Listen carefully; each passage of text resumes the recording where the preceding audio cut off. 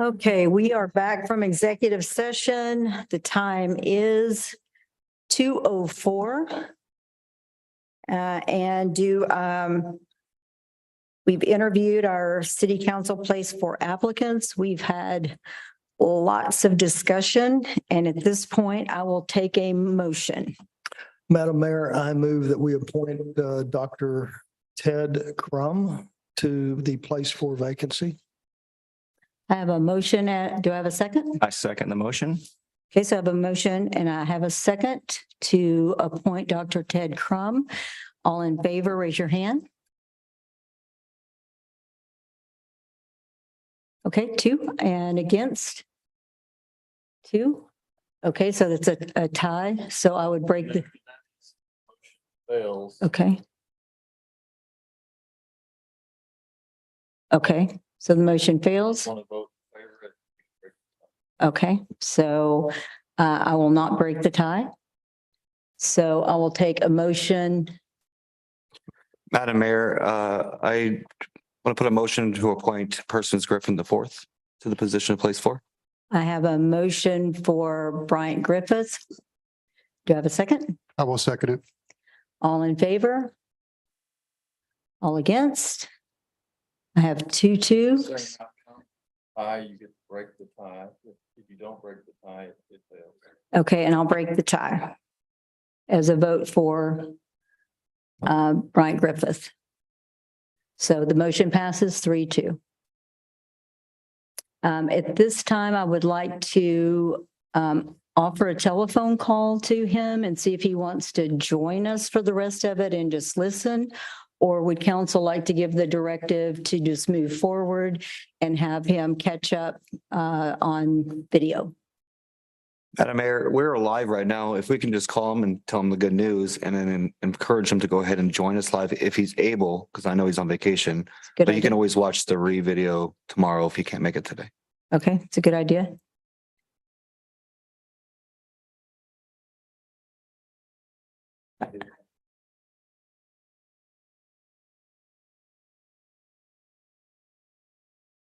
Okay.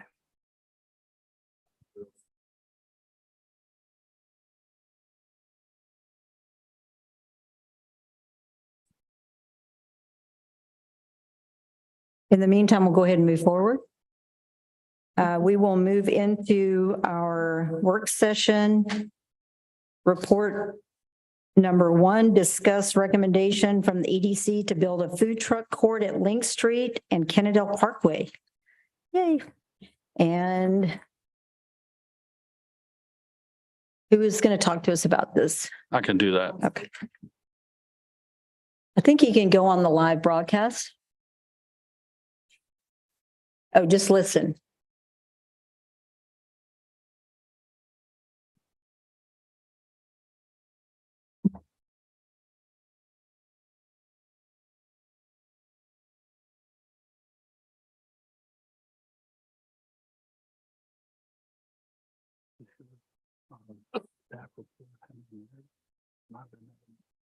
No, nothing.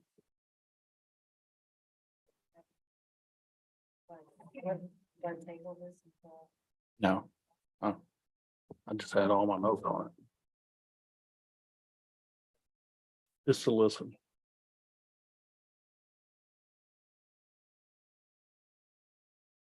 Just haven't given him the option.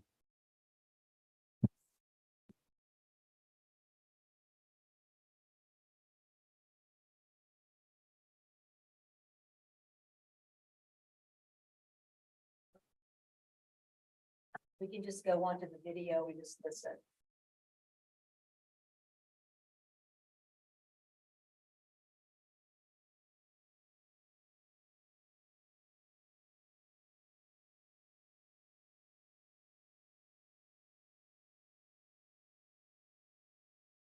Okay, so we're going to get, thank you. So we're going to get some information about the discussion that the EDC had about building a food truck from our city manager.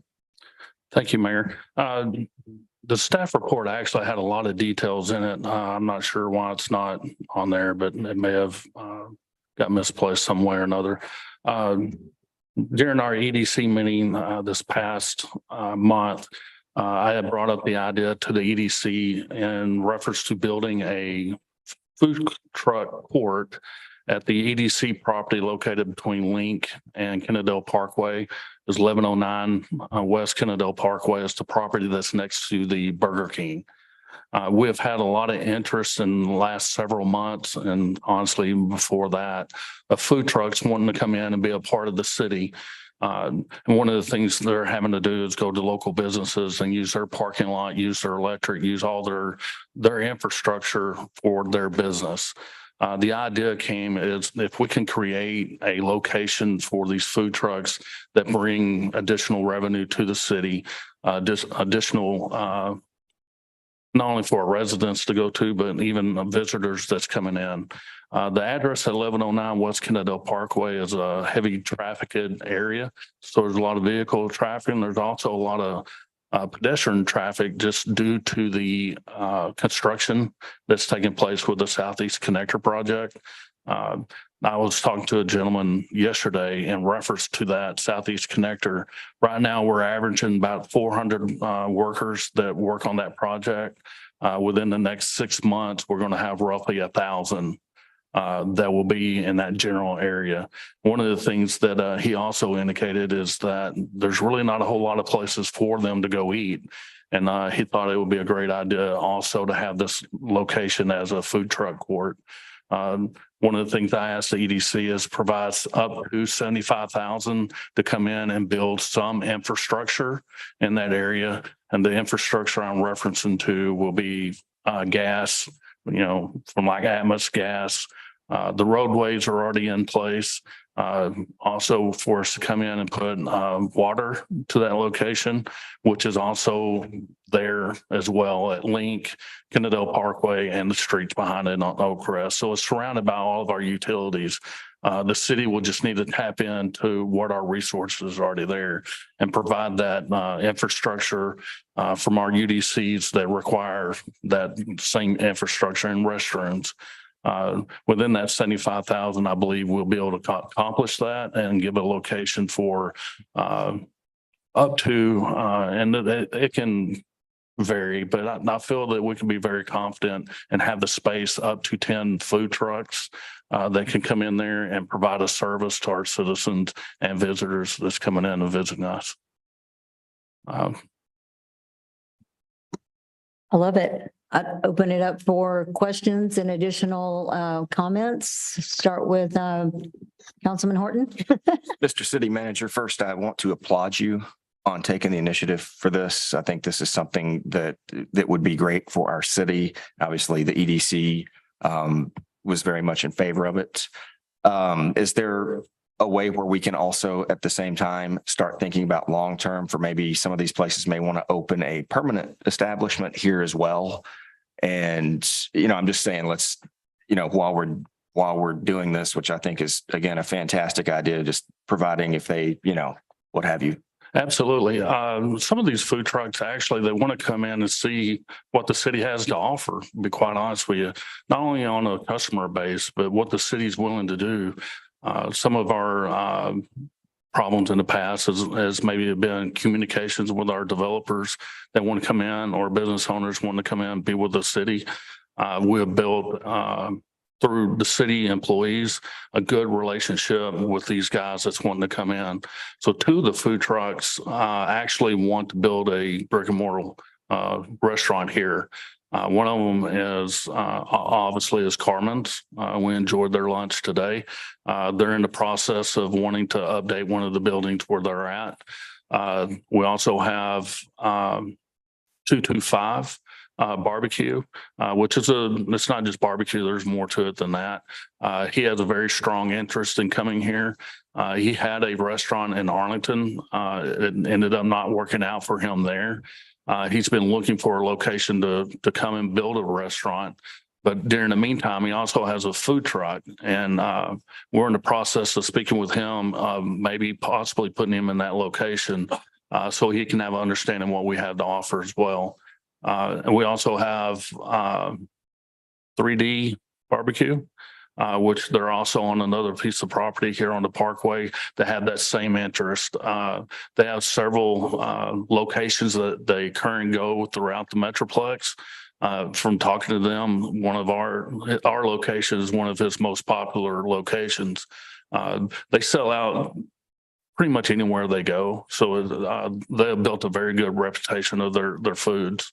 But he indicated that his favorite spot is coming to Kennedale, and they sell out extremely fast whenever they're here.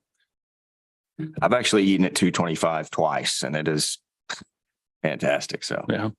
And if there's a down in reference to it, this project that I'm talking about is not budgeted through the EDC. However, we do have funding that can withstand a 75 or up to 75,000, but it is not a budgeted item through the EDC. Councilman Gilly? I think this is a very good idea of giving a place for food trucks to give people a choice where they spend their money. It's a very popular thing. I think it's a good use for the Link Street area. My concern is the up to $75,000.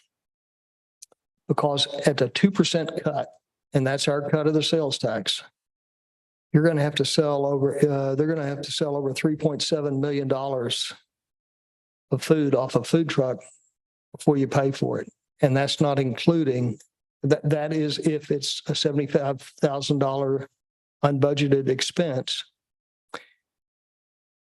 If we use that figure, that's where you're at. 3.7 million or 3.8, somewhere in there. And that's disregarding the maintenance. If this was involving a brick and mortar type restaurant from which you would also collect some property tax and would be a permanent feature, I think it would make more sense. But I question the wisdom of spending $75,000 when the break-even point is going to be $3.7 million in food truck sales. And I don't know what a food truck's normal annual sales is, but to me, that sounds like a lot. Well, even with that, you're correct as far as the sales return, but we're also, the EDC property is owned by the city, which will be a lease option to each food truck that comes in. So it's not that we build it and they get to come in and rent free. It'll be a lease project for them to come in. We're providing a service just like any other financial advisor would do or project. So there is a return on our investment in it. Okay, so the description is that the model is you'll provide the infrastructure and facilities that were discussed. They will pay a fee to park their truck there along with sales taxes. That's correct. If we knew what that fee was, I think we would be in the position to make a good decision.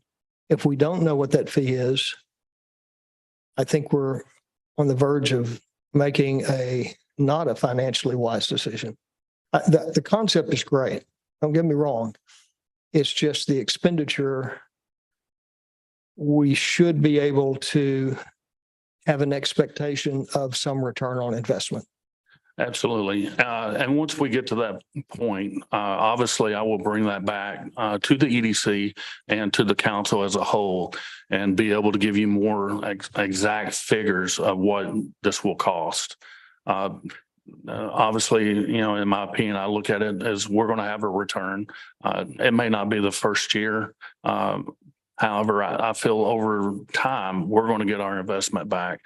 And obviously, as we continue to move forward and it becomes a destination for our city, we're going to have to still continue to invest into that property to continue to make sure we're giving them a product, the one they can be proud of, and for us to have a destination for someone to come here and be a part of us. I guess my request would be a business plan. Mhm. And that will give us the information to make a good decision on with the people's money. Absolutely. Totally agree. Yeah, I appreciate y'all bringing this because I think it was just on the last EDC works agenda. So I appreciate you bringing this to us to keep us in the loop on the conversations and so that we can kind of include then from council, like as you move forward in these plans and work with it. I appreciate that very much. Councilman Michaels?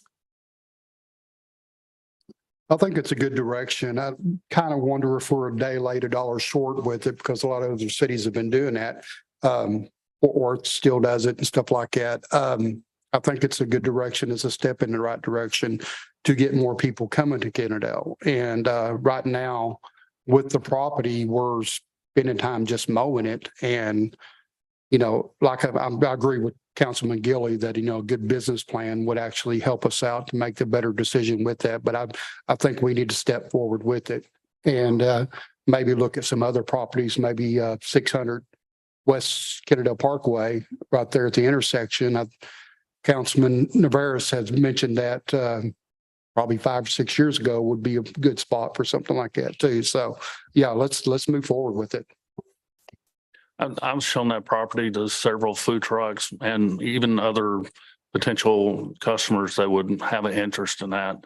Most of them, their concern is the visibility, mainly from the parkway. There's a lot of visibility from Pennsylvania, or I'm sorry, Bowman Springs. But the visibility from the parkway is not necessarily there that they have an interest, mainly because you can't have an entry off the parkway. You will have to get onto Bowman Springs to enter into the property. Even the 225 barbecue that's literally right across the street on Bowman Springs, he has no interest in it because of that. Everything in return I'm getting is the visibility is not what they're looking for. Councilman Navarez? Thank you, Madam Mayor. You know, I'm excited about this. This is something that I've talked about for a long time. I agree with Mr. Michaels about the location because I think there's other factors we have to consider.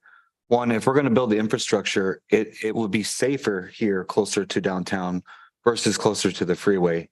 You just have more vagabonds coming from the QT area coming across they're going to use the bathrooms or destroy the bathrooms. And that's my concern as well as the safety of that area. I disagree with your assessment of the cross street of Bowman, Dick Price, and Kennedale Parkway on the visibility. I think that it's extremely busy in that intersection. It's one of the busiest intersections we have.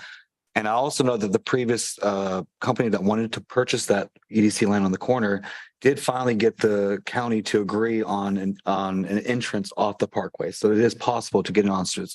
And once people start driving by it, and these same people drive by every day, they'll see it, they'll come.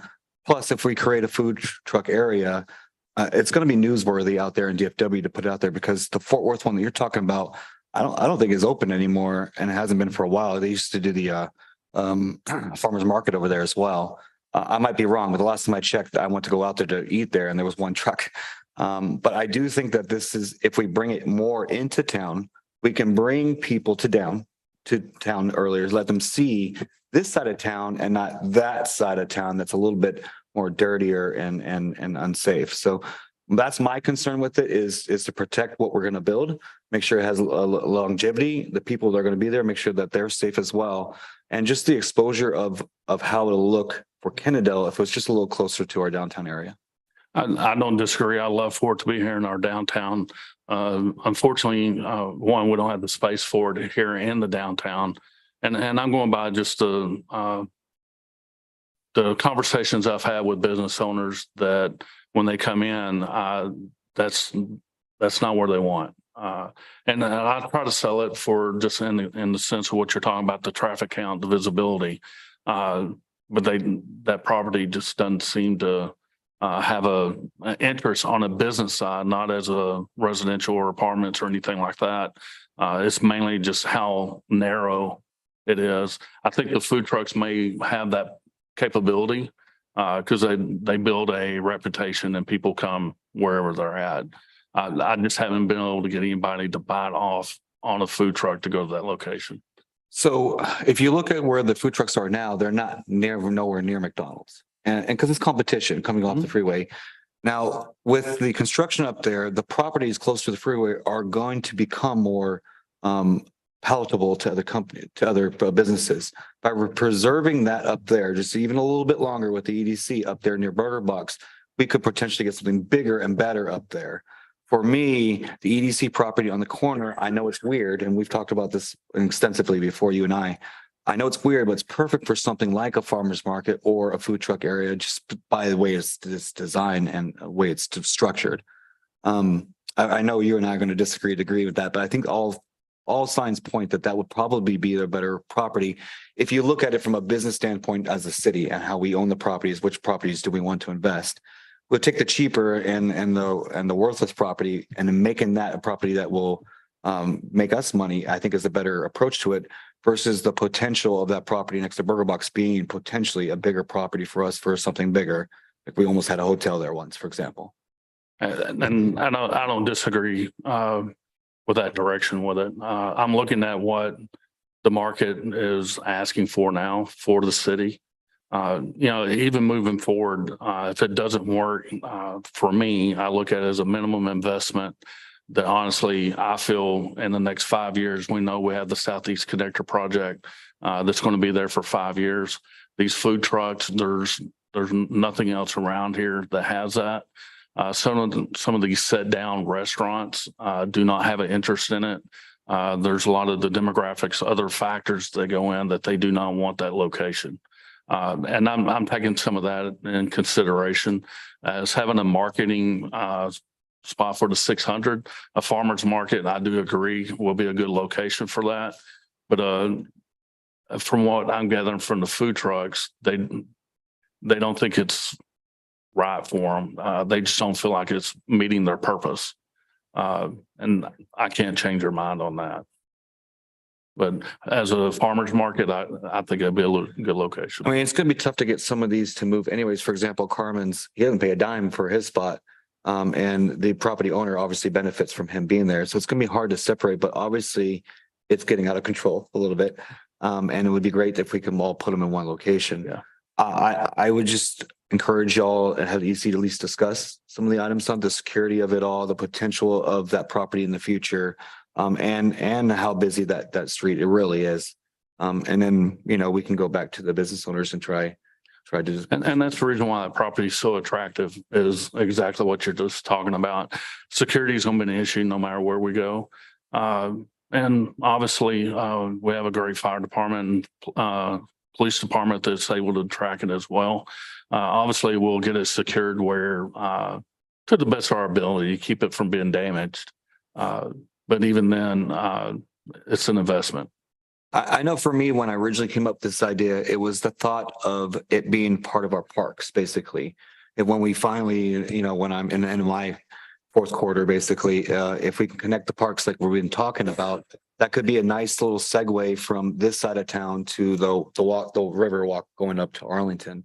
And it could be a part of our park system as well. We can, at the end of that, put a little, simple playground or something like that, or take some of the playground equipment that's getting aged over here to put it over there.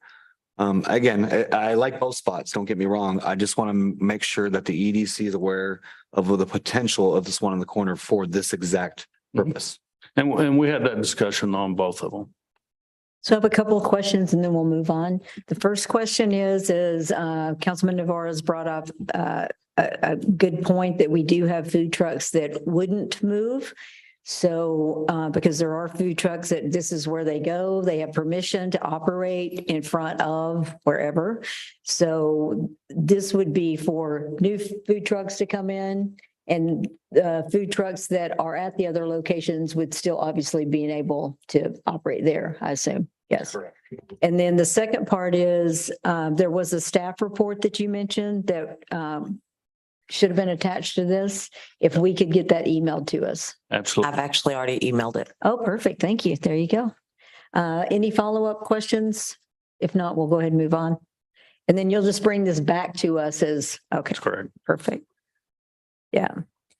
Okay, we're going to move on to Ryan. You're almost up. November general election bond discussion and questions for Samco. And this is going to, are you going to kick this off? Is Jonathan going to kick us? Yes. All right.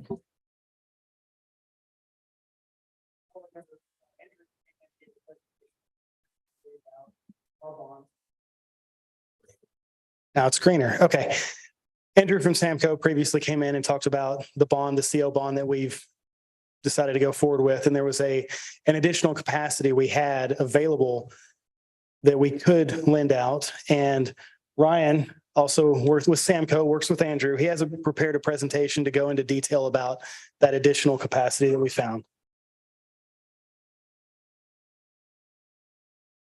Thank you, Madam Mayor, members of the council for having me. Brian Cunningham of Samco Capital Markets. As Jonathan mentioned, my colleague Andrew Freeman had talked to you guys before regarding the certificates of obligation. Tonight, I want to talk about the general obligation bond and the capacity for the city. So I believe that you've all received this handout here. Okay, perfect. So kind of what we'll start at is just sort of 30,000 foot view, just a little overview on some of the different types of debt and how they're different. I know some of that, this will be a little bit of a repeat before on the certificates of obligation, but how they kind of maybe all fit into the goals of the city. So what we're first going to talk about are general obligation bonds, which are, the standard school districts do this, cities do this. You go out, you have a bond election for proposed projects. Citizens vote on it, yes or no, broken out by what the projects are. They're secured by the ad valorem taxes. There's differences. They can be quality of life issues. They can be essential projects for a city. There's not a right or wrong answer regarding that. It's just what preferences of a city are or city council. These aren't going to be for utility fund improvements. We have actually seen with some issuers with the cost escalation after COVID on projects and utility systems that sometimes they are going to maybe go out in which they wouldn't have done in the past, but that's not generally something that happens very often. There is more cost associated with the bond election because you have to get the election machines, print ballots and all these things. So there is more of a cost. As far as our side as a financial advisor, there's no fee. If you have you call an election and it's unsuccessful, you don't issue a bond. There's never going to be a fee from us on that. So, but as far as the printing and getting machines. So the next item is the certificates of obligation, which you're familiar with, which are in the cities in the process of doing right now, for amount not to exceed $17,400,000. So these are often for what would be considered more essential projects, utility, streets, where an issuer thinks that these are really essential. They're not necessarily quality of life issues. So, but these can also be secured by ad valorem taxes or revenues from a utility system or a combination thereof, because there's two pledges, the ad valorem property tax, as well as a secondary revenue source, even if you're not going to plan on using that second one as such for the utility system projects. We're in the process of publishing, notifying the citizen of the intent to come back at the August 15th council meeting here to move forward with these projects. There is the right to petition it with 5% of the qualified voters bring a petition, then it would go to an election then. So we're in the process of that right now. There is an exclusion on this now. The legislature has made issuing COs a bit more restrictive over the years. It used to be, 2 weeks was the petition period, then it was 30 days, now 45. And they've also, you can't use an interest in sinking pledge for a new city hall or for libraries. So they've restricted the use. So you kind of see this a bit across the board, narrowing some of the rules on certificates of obligation, and just generally over the past, 5 to 10 years. Another, the pros and cons is that it's a pro is that it's less costly and it's direct. Something that needs to be factored in, right, is the cost escalation in projects. If you have projects, it's a more timely manner to have a general bond election. There's only 2 dates. You can have it May or November. You hold the election proposed here in November. You don't issue until 2024.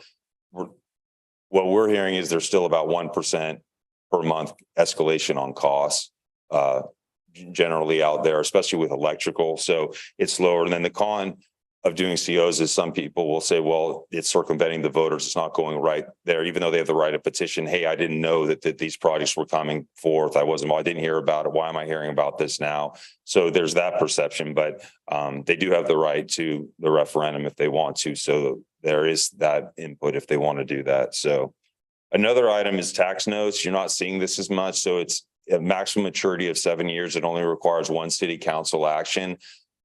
This is often for heavy equipment purchases, because often because the pledge is the ad valorem tax base, you can get a better rate than lease financings from private companies usually. So generally, if it's over $500,000 for the equipment that you buy or what the project is, it'll be more cost effective for the city to issue a tax note than do a lease purchase through a private company, but that's on a case by case basis. So we're seeing less of these now because of the interest rate environment where the early years have higher rates than on the long end. So overall, the rates are still pretty low on 20-year borrowings, but we're seeing these short ones where they used to be very low. They're not as low as they were. So this has fallen a little bit out of favor in the last year with the run up in rates. There's timing considerations here with the general obligation bond. Obviously, can only call it. There's a small window ahead of time in which you can call it for a November one. It would be between August 9th and August 21st that you would call it. The thought is that with a successful election, you issue then in the spring of next year to when we want the projects to dictate when you would issue, not the other way around. But it is a longer time frame. You can only hold one in November or in May of each year. So there's those constraints. Where a certificate obligation, you can do it. And it's about a 90-day complete process to fund projects. There's also the same consideration for both GOs and COs that the expectation is that you're going to spend all the bond proceeds within 3 years. So there's no difference between that. It's really just the timing and the mechanisms for how you want to do it. So I know that there's been discussion here about, well, what projects are there? So you have the public safety facility for $5 million would be on one proposition, because there's specificity under the law of what you can combine and what you can't combine. There's some leeway. And then for second, Little School Road extension, and then park improvements. And this comes down where it's not necessarily a right or wrong answer. It's, well, what are quality of life? What are essential? If you took it to an election and it wasn't successful, do you still have the need to have to do the project? Because is it a business decision if you could do a CO? So you could do a CO for instance, the Little School Road extension. You could do a certificate of obligation. What COs are most often that we see done are for utility system improvements and for roads, streets and drainage incidental there too. So, but these are decisions to be made by the city and the city council of which way they would want to proceed. Now, I know it's my understanding too that there's a potential county match on the road. So that's something to be considered, the time constraint on projects, and just completely evaluating which is the right one for particular projects to pursue. Knowing that if you do an election, there's a chance that if it didn't pass, and also if it's successful, that it's just going to be longer to get that going and to have funds in hand to start the project. So we've looked at the analysis of doing the $17,400,000 CO, and as well as this, and there is the capacity to do 20 million. We put cushion in there. We try to be conservative in our interest rate estimates. So, if rates go up, we were definitely seeing them going up. They've leveled off, but there is to maintain the tax rate where it is because the taxable value has been going up. So I just wanted to put that, and we can get to more detail about this. So as far as, your M&O rate at 56.92 and then INS at 1370, there is the capacity built in. Now that we've built assumptions, you have the preliminary values are up a good amount this year, just 5% increase next year, and then flat the way out. Like I said, you've been growing each year. But we've tried to be conservative. So if something does go as far as values in the wrong direction, there's still the capacity to do the projects and stuff. So we always try to err on the side of being more conservative with interest rates, like estimating at 5.5%. We're really probably at a 4.5% environment, but we don't know where rates will be in 2 months, a month from especially where they're going to be in a year. So we want to try to be as conservative as we can. So I know some of this Andrew has gone over already. But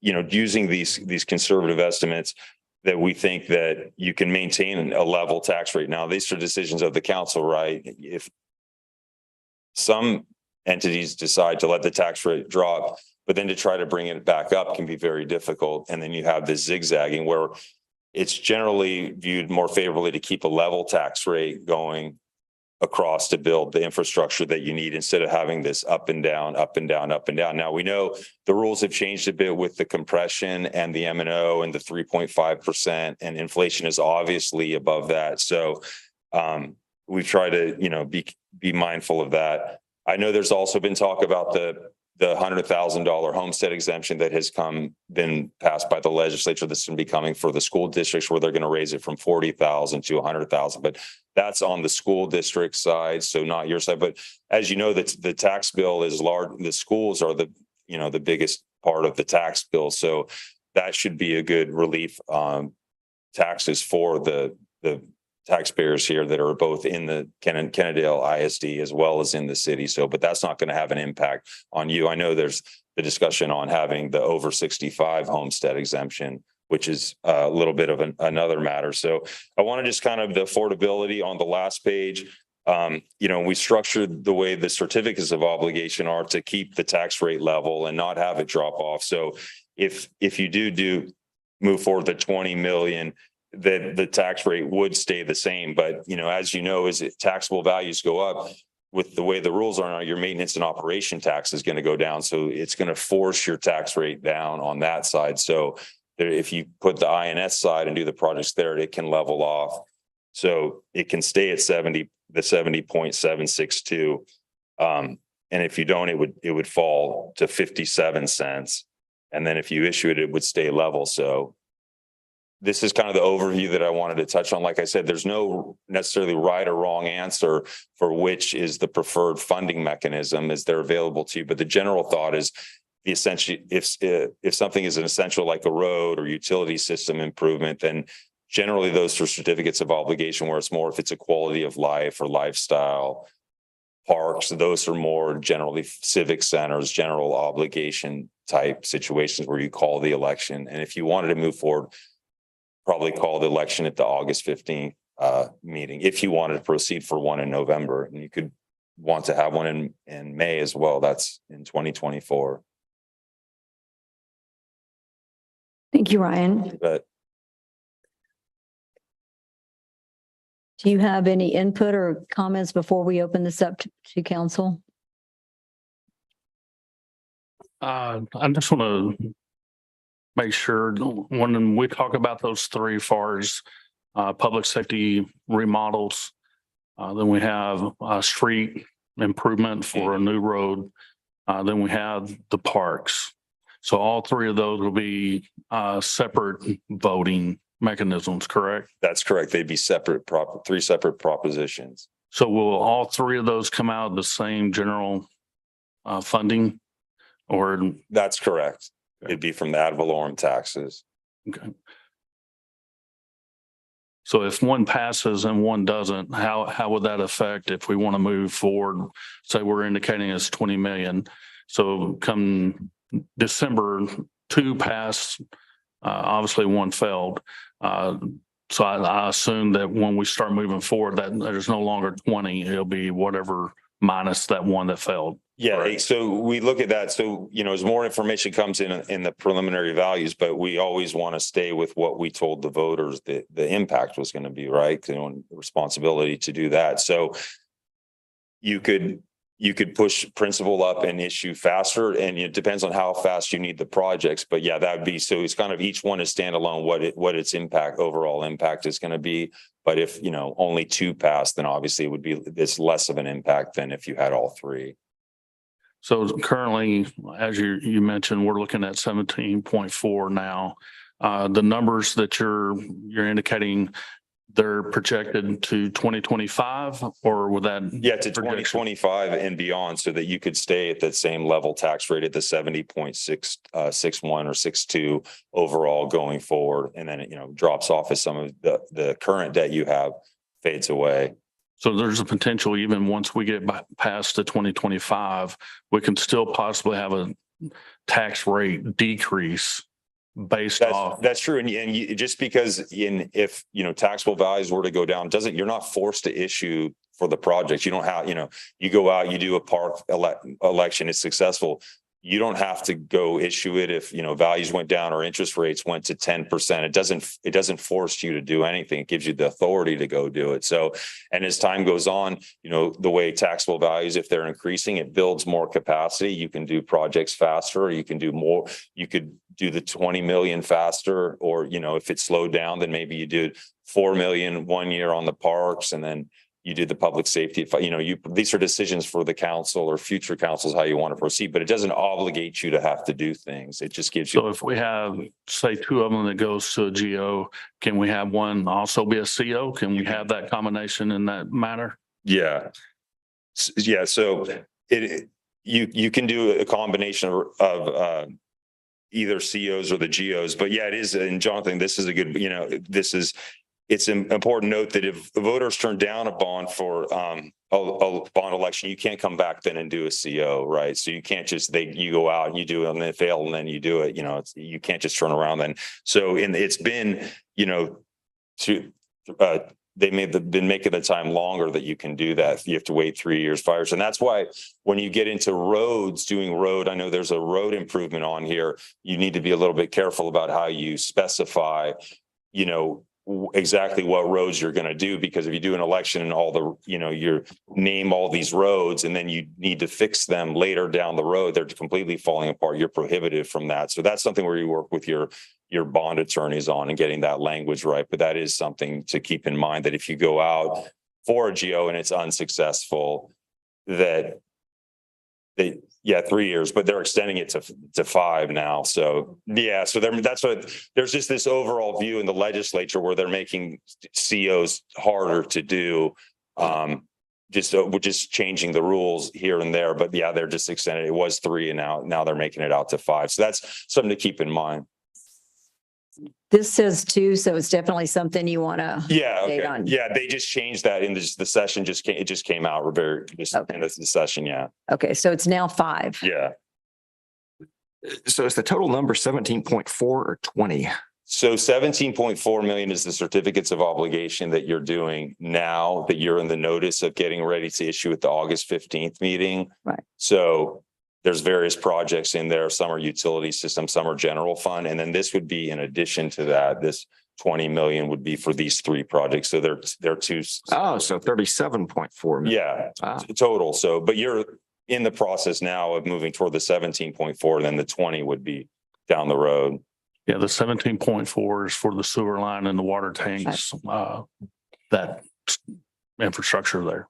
And the reason we're having this conversation now is because with the GO, and that was the decision that council made, or the conversations for Little Road, is that we wanted the voters to have a vote in that. So to have a GO, especially for November, means that we have to start having those conversations now, because we would have to approve that in August in order to get it on the November ballot. So that's why we're having this conversation. It seems like we just approved that and now we're looking at something more, but this is something more that would go out to the voters. So what Ryan, I hear you saying is we just want to be careful specifically on Little Road, that if they do turn it down, it's a 5-year. And with Little Road, it's not a road. There's nothing there now. So it's not like it's going to fall apart. It's just, there's nothing there and it just wouldn't be built. And we wouldn't have the match for 5 years. Councilman Gilly? I've got a question about the definition of taxable assessed value. Okay. Is that the market value or the taxed value of the property? Tax value. So it's the market value less the exemptions that you. So if we look at this, if we look at the change from 2022 to 2023, that's a 24.9% potential tax increase. Correct. Yeah, that's what it's. Now, let's all say that again, right? Yes, sir. But this, as I understand it, this is not the assessed market value. This is the taxed value. This is the tax. Yeah, this is the tax value. This is So- the preliminary values. There's still more. Yeah, there's- ARB and Right. protests, right? Right. So So what we're talking about is even accounting the cap on Homestead, even including that, we're going to extract 25% more in taxes from the business community, the personal, the people that have property, the people that have residents. Yeah.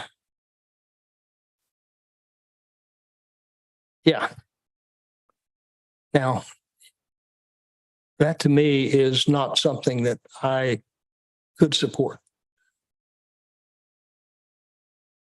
I mean, if the people want to vote for it, that's one thing. But for me to just arbitrarily vote and say, no, we're going to extract 25% more of the property taxes out of the community. No.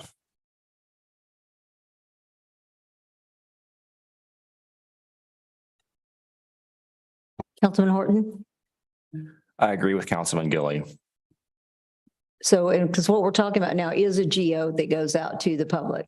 And so this would be their decision, right? Certainly, That- I'd let them decide. Okay. If the citizens vote for it, they want it, the majority want it, and they're willing to pay for it.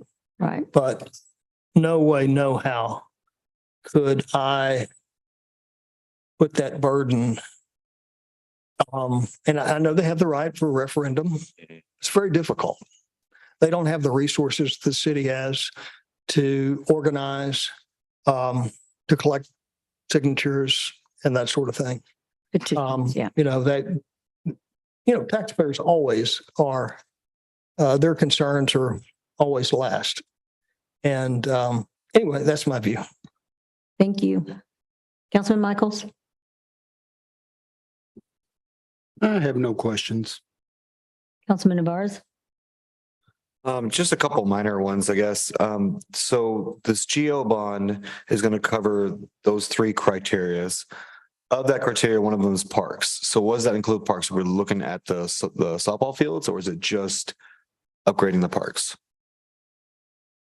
The idea, it will be a general, obviously a general debt that we can come in, and that decision could be made how you go about spending that money. We're indicating 4. I mean, it could be changed to 2 or 1, whatever we want to say the intent is. So if we wanted to go in and put a new football field, a new soccer field, and remodel the ball fields, we will come up with that cost. And that could be that number. So the 20 million is a general number. The only 2 numbers that we're fairly confident in is the public safety remodels for the fire department and for the police department. Which is how much? Roughly 5. Okay. And 4 of it is generally for the fire department, and it's a total remodel to go into the next 10 to 15 years for the fire department. The police department right now is a rough number, but we're looking about 1 million. And what that million is for is take the old jail out of the PD and be able to remodel that to give it additional, I think it was roughly 1,500 square feet, which will also put them into another generation, 10 to 15 years, maybe even beyond that. So that was the idea of the public safety. To get that option, we have one of the topics probably for the last 6 or 7 years is building a public safety building. So the public safety building right now, roughly 5 years ago, was about 14 million. Obviously, how construction, everything has gone, we're assuming at this point to be well over 20 million to build a public safety building. Obviously, as you can tell, even if we had that, we wouldn't be able to afford that type of building. So this was the second option. There's probably more priority on the fire department just because the state of the building. Yeah. They're extremely built out. They have no room for even additional personnel. So there's probably more priority on the fire department side. But if we're going to do this, we might as well build for the future of the police department to be active as well. The idea of the Little School Road project, obviously we have received a bond from the Tarrant County Transportation that's roughly the $7 million. If we go to the general fund, and this is my thought process with it, If we go to the general obligation with it, and it fails, we lose that 7 million. I think if I understood it right, we had about a 5-year window dealing with that bond money. So that money will actually go back to the Tarrant County Commissioner's Court as discretionary funding, which in return will be divided within the 4 precincts. Obviously, we're in precinct 2, so whatever that discretionary funding that will come back, we're looking about 1.8 million, and our commissioner will need to approve for us to get that funding if she chooses to do so. So that funding is up in the air. From the mayor and our discussions with the Tarrant County Transportation, they have funding that's available to help us be able to move forward with projects. Obviously, you know, it's something we'll have to present and get approval. I mean, none of it's, you know, guaranteed on anything with any type of funding. But Tarrant County Transportation does have funding for these type of projects. Same thing, some of the other questions that's been thrown up is dealing with the railroad for funding for a bridge. Obviously to go Union Pacific Railroad. And this is the part, you know, there's funding for it, but it's also a competitive federal grant money. My idea would be is that we go out for professional services to be able to write that grant with the likelihood or, you know, obviously the wish list to be able to get some type of funding. I believe Friesen Nichols has come back with rough numbers. We're still looking about a $20 million project for this from going to Kennedale Parkway to New Hope. We have funding that we allowed Friesen Nichols to come in and give us a study of the options of what direction can Little School Road come through. And that's all the way to Dick Price. So it's not just there. So we'll have that report in August. We met with them earlier this week and they'll have that ready for the August meeting. So we'll be able to present that. My thought process of the Little School Road project is mainly a public safety concern. Since I've been here, I've heard nothing more than the train stop. The train's blocking New Hope, the train's blocking Neighbor, the train's blocking Dick Price, and it's continuous repeat, honestly, to a certain extent daily until we had our public meeting with Union Pacific and we was able to get some comprehension, something out of it. But that has always been a concern for any of the residents, I would say on the west side of Kennedale Parkway, on a public safety as fire, EMS, medical, police, whatever that case is, it's a continuous question mark that everybody is wanting some type of options to be able to get to that side in some type of emergency. I feel we have an obligation or we have an opportunity to provide that with funding through Tarrant County Transportation, possibly through Tarrant County discretionary funding from our precinct commissioner, also the Union Pacific. This is one of the things that our citizens has asked for over 2 decades, coming up to 3 decades. This is my personal belief. Most of our citizens live on the east side of our city.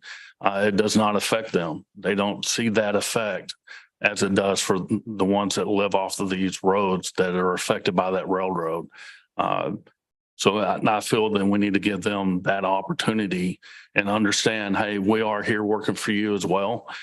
We understand your need and we're able to go and fulfill that, or I feel we have the opportunity to fulfill that need that they've been asking for decades, and we just haven't been able to fulfill it. And I think we have that opportunity to do so now. So how are we getting to 20 million, I guess, is where my question is. Is that the ceiling because anything past that we have to raise taxes? So you're asking for up to 20 million or? As Safeco is presenting at this point, the idea is we can go up to 22.5 million. That's our ceiling. That ceiling is based off of not raising the tax rate, not the property values, not from TAD. This is the actual tax rate. So the idea is that we continue at this 0.762 tax rate. It doesn't increase. Now, how we go about funding some of that, and possible of it is just like Mr. Gilly is indicating, the property values as they continue to gain, it gives us the opportunity to pay for this debt. And one, we're providing the service, the infrastructure that we believe that our residents are asking for and for our future. Because at one point, Little School Road is going to be our future. And do we prepare for it now? And we see the outcome 10 to 15 years from now? Or do we not do that and leave it alone, don't go in debt at all? Or we're able to take it to the people and let those citizens make that choice. But I feel that, the ones that it's affecting may not always have that voice and the opportunity to make that happen, which they have been asking for decades. But the tax rate will stay the same. Okay, so how are we getting for the expense of that, I guess? Because if we say, you're saying it's just a few million for the police and the fire department to do that, but say the parks are equally the same amount, that's nowhere near 22 million. So is the Little School Road project like $12 million? Is that where that reach is coming from? Yeah, as of for right Sorry, my now. stuff's sideways, so. Yeah. So I think we're looking at 11 million 11 million Okay. for the Little School Road project. So we're looking probably somewhere between 18 and 22, basically, is what. Well, obviously, I want to look on the positive side, and I want to believe, but also you can't predict the future. But I want to believe that we have Tarrant County Transportation that can help us on the funding side of this. I have more confidence in that than I do the Union Pacific. But they are grants available to be able to seek out that professional service to get that funding. But obviously, we're talking about grants. Like I said, we're getting 50 million of it, and we might got zero. And I think everybody understands that. And that's the reason why, as of right now, with that $11 million bond, it could change next month. I mean, it could change next year, and we may not have the funding. Period. There's a lot of options that could take place.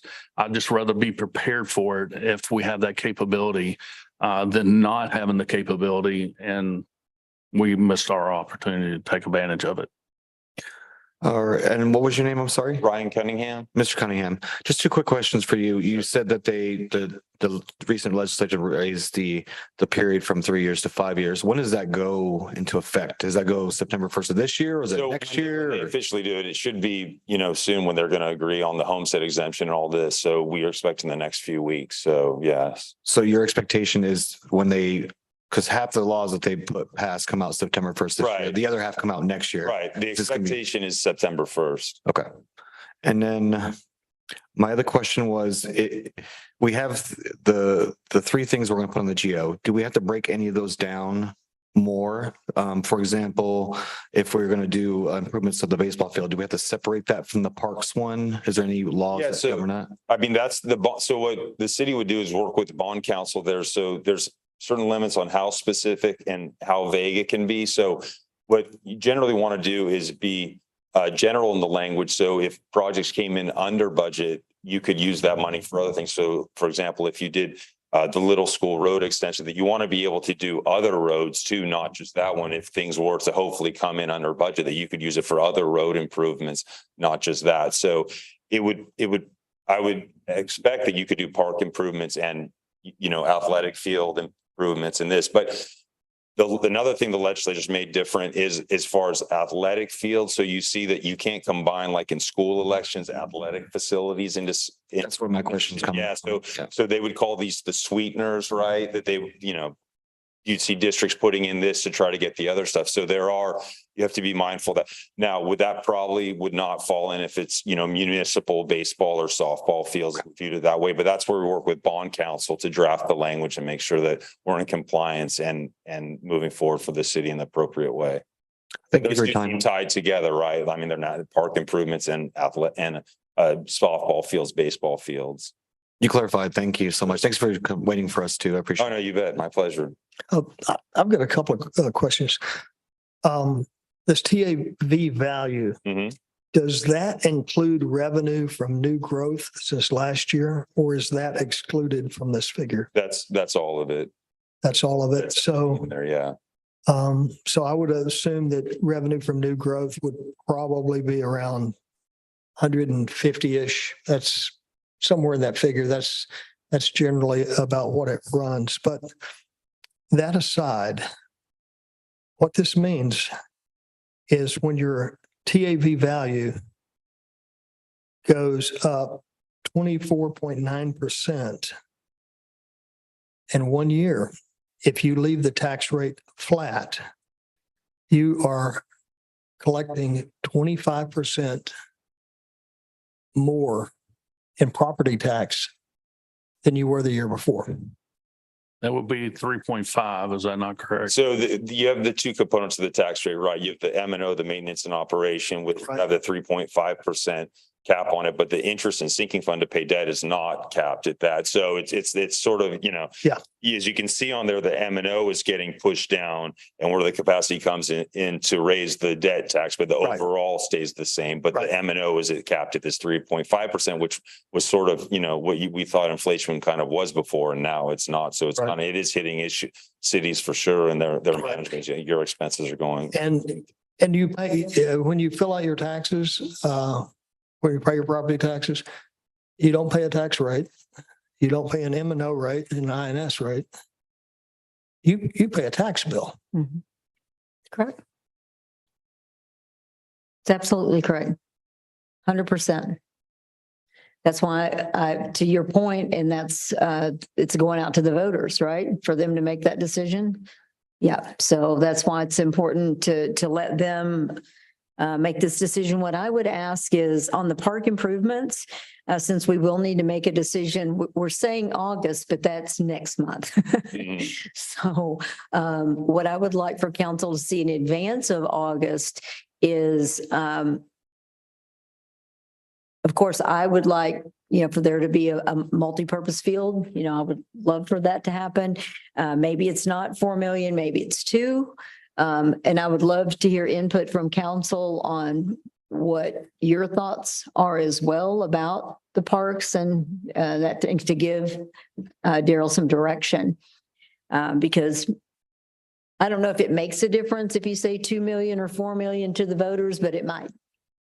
So at 2 million, if we can get a multi-purpose field and make that happen, which is important, maybe that we could do that. So that's kind of what I would like to see, some detail of what that 4 million entails, and then get direction from the council. Yeah, if I can get an idea of what your direction, what you want to do with the parks, they'll give me a better direction of what I need to go get quotes for, or at least start that process. As the Parks and Rec has done a lot of background in reference to it, and we've heard a lot in the last 5 to 6 months of what they're wanting to accomplish. And they have brought up several times about a $4 million grant or funding bond for that. That's where that 4 million has come in. Obviously, we do have some funding to increase and make our parks better now. But the discussions we've had, obviously, in the last 3 or 4 months is also for the ball fields, football, soccer, and the baseball fields. Roughly, we know just on rough numbers to get like artificial turf, we're looking roughly about $1 million per field. So that's where that number came from. If you guys can narrow down exactly what you're looking for, I can make sure we have that number that's more accurate than having a $4 million number that's thrown out. Yeah, I appreciate that. For me, I just wanted to be as conservative as possible and bring the community something that's been neglected, but not necessarily, I still have hopes for some funding outside of the city. Hopefully find someone that's interested in helping us fund this, that has a heart for kids and deep pockets. So, I'm still on the lookout for that to come in, so that we wouldn't necessarily have to do this and still be able to provide a multipurpose field for a community, maybe not with the artificial grass right away, but just get them some grass and a place to play. I think they'd be super happy. But if you guys can give some thought to that and give our city manager some direction, I think that would be good. And rather quickly, because again, we have a meeting next Tuesday and then it'll be August. So, Madam Mayor, if I could make two Yes. more points quickly. And if you go out for general obligation election and it fails, you could come back again and do it. I mean, it's not advised, but it failed in November. You come back in May, there's nothing precluding you from doing that. I mean, voters don't like that if they say, no, but you do see this. And one other thing in this sort of the CO, GO discussion on which is the way to go, a note that like for this little school road extension, if there's a project in one part of town, when there's voting, there can be this, well, why am I going to vote for something that I don't get the benefit of? And those people turn out to vote against it, right? Whereas you as the council want to try to develop the city as a whole. So that's just something to keep in mind. You see this and where I live, there was a library district. They want to put a library in a part of town, and everybody did vote for it. But you do see that sometimes where there's the benefit is going to go to one part of town, and then you have election for everyone, the whole city, and then the people can come out from where they're not getting the benefit and vote against it. So that's just kind of, there's not a right or wrong answer, just to weigh the needs on the project in this. So I just wanted to throw that out there. sure. Thank you for that. Anyone else have a follow-up question? Otherwise, we'll move on to the next item. Well, basically, yeah, I have a question. Basically, so what you're saying is a CO is a need and a GO is a want. Generally, I mean, it's a little bit gray, but that's just, the essential projects that you think that more versus quality of life, that projects that if the voters can't, didn't want to go for, that you would still have to do it to really run the city properly. So that's generally the thought on that quality of life, a GO versus essentiality of projects. But you have to determine as a council what is essential and what isn't. Excellent. Thank you so much, Ron. Thank you again Thanks for having waiting. me.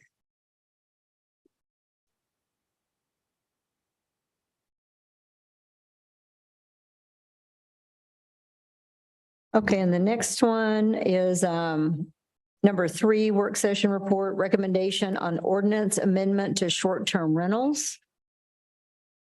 And this is going to be presented to us by Nathan Gonzalez, our community director. Hi, Nathan. Good afternoon, Madam. Good afternoon. Still daylight, all right. Yeah. Normally see you guys at night. so. That's true. Okay, so last month, City Council, you directed staff to bring forward recommendations to update our city's short-term rental policy. So that's what's been provided. This draft includes some proposed changes. Again, this is simply a draft. So what we looked at revising our definition of short-term rental. It includes pools and accessory structures, and then for rent for less than 31 days. We've looked at revising the minimum stay requirements from 24 hours to 48, reduced the number of unrelated occupants from 5 to 4, reduced the number of occupants to 2 persons per bedroom. And in doing so, we've removed the +2 provision of the current ordinance. Prohibits on-street parking by occupants of a short-term rental. We looked at increasing the distance between short-term rentals from 500 to 1,000. And then we introduced that tier penalty provision that council spoke of last meeting. And then we've also looked at authorizing the disconnection of utilities for unpermitted STRs. So following this discussion, we'll of course be working with the city attorney to refine the final draft, what we can and can't do as a city, and then to ensure all our proper notifications are made prior to presenting any final draft to council. Staff, I'd like to ask, I would like to add that we'd like an opportunity to kind of do a community survey as well to see what the folks here in town also kind of gauge their, have their input as well on the matter. Happy to answer any questions that you may have. Councilman Navarez. Nathan, all this looks great for me. And you brought back everything that we discussed last month. Since we had our meeting last month. There's been some more activity over there on the north side of town near Pennsylvania. I know Mr. Sellers has reached out to you recently about the continued problem over there behind their house. Does this give you the tools that you need to address that more efficiently and faster? I believe so, in the sense to where the penalties have been increased.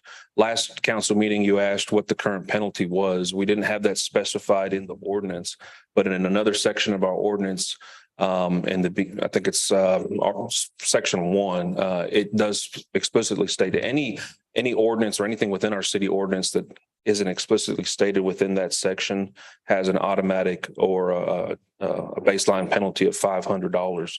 So since then, in that recent activity, the city, we've issued citations to that property owner, to actually both property owners for that.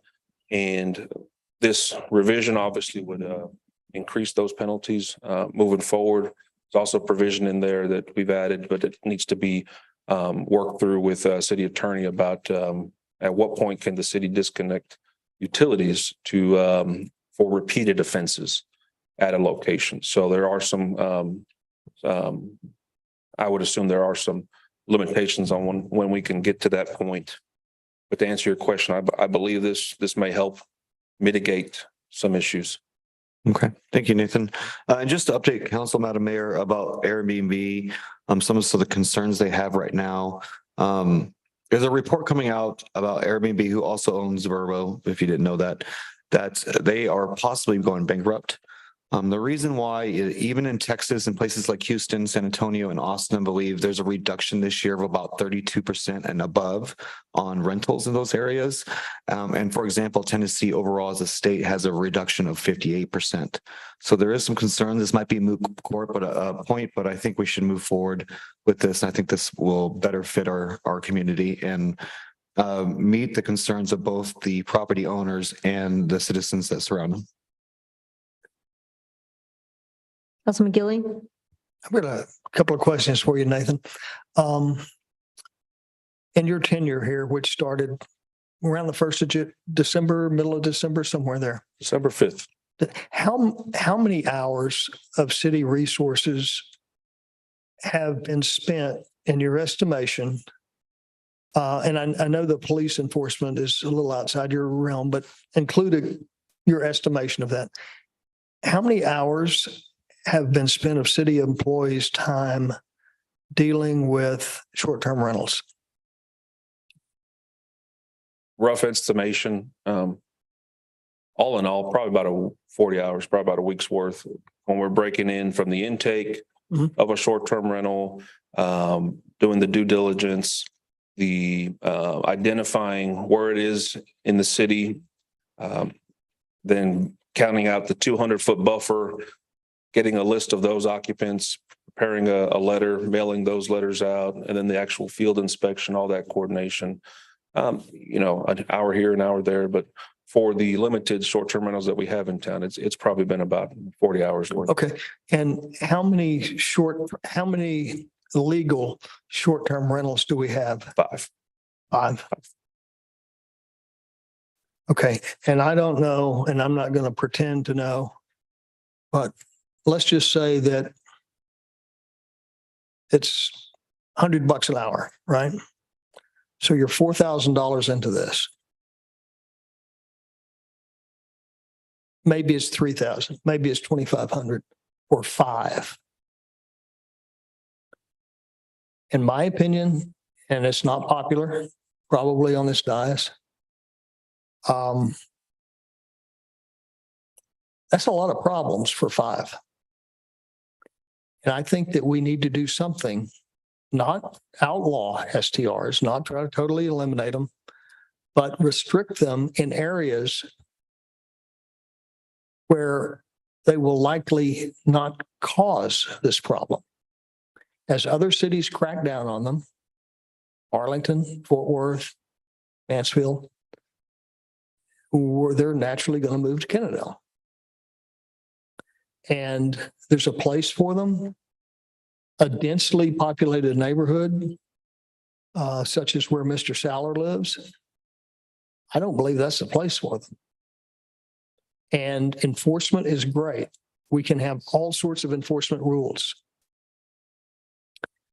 Just because you have a rule, that doesn't enforce it. And how many more resources do we want to devote to it? How big a problem do we want to let this get?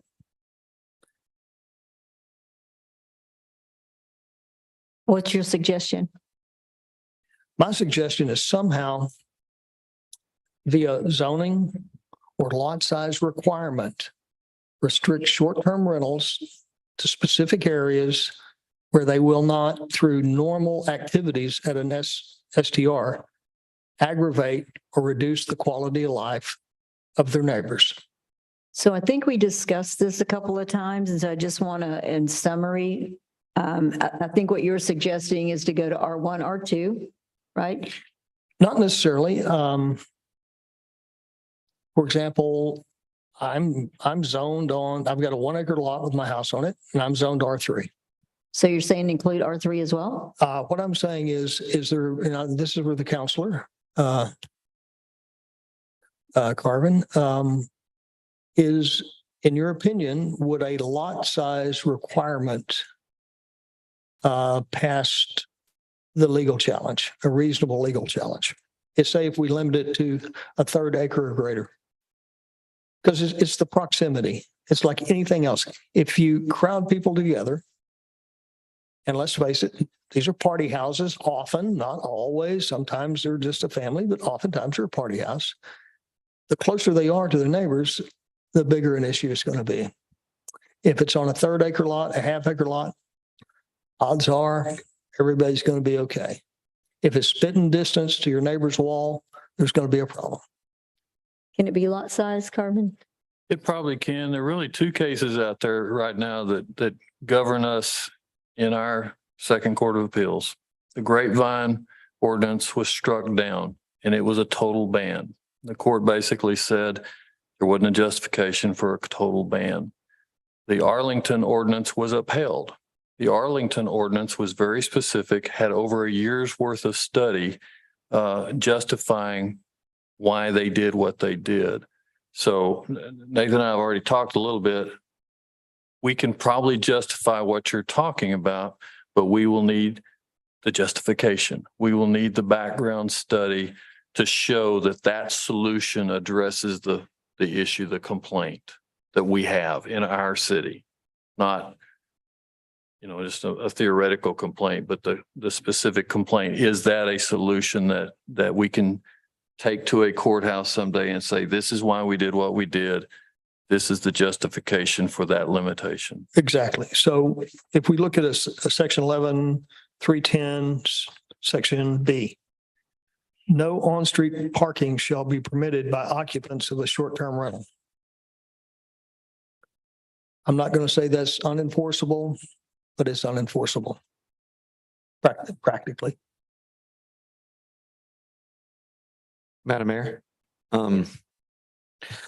I think, I'd just like to remind council too, that a quarter of the city already restricts this. So most of the HOAs on my side of town already have rules against short-term HOA. So anything with R1 or R2 on my side of town already restricts it. So that just leaves 3/4 of the town, half of it's, open farmland. In 6 by 6 square miles, what we're doing is effectively shutting down the business. I think these are one of these opportunities that we should let the courts decide, because there's several more cases out there. There's one in Dallas right now that's still pretty open, where I believe they did restrict the R1, R2 up there. Don't quote me on that. But also let the market decide. We're only 6 square miles with 1,000 feet kind of buffer that we're going to change. It will really restrict how many are left. So I don't necessarily think that the government should restrict that in all cases, but we should encourage HOAs, if there's one out there that doesn't do this, to make their own rules about it as well. I would ask, so what's the difference between an HOA restricting it and the city? It's sort of a distinction without a difference. And the practicality of it is, if we have five legal STRs in the city, and we've spent this much time and listened to these many complaints, it's a problem. But What we according are- to the attorney, what you're suggesting is that if we're going to do what your suggestion is, we're going to spend more money to do a study just to justify it in court. Correct me if I'm wrong. Yes. So you're going to have to throw more money on it just to justify what you're suggesting. I'm not saying it's a bad suggestion by all means. But what I'm saying is I think this is one of those opportunities that we could let the market decide because we're not very big. We're not Arlington. We're not Dallas. It won't be that many. We will never have 1,200, rentals here in the area. If we have this much trouble, much controversy with 5, when we get to 15 or 20, I think the people are going to be upset. I mean, good Lord, we regulate roosters, okay? I do want to jump in. There is a very important distinction between HOA regulation and city regulation. We're the government. And so we have constitutional prohibitions and they have rights to take the appeals. Homeowner association regulation is essentially self-imposed regulation. So if a homeowner association through their bylaws, through their deed restrictions, vote to impose a restriction, that's their decision. And it's not subject to us getting sued or some sort of constitutional analysis of have we by regulatory taken somebody's property.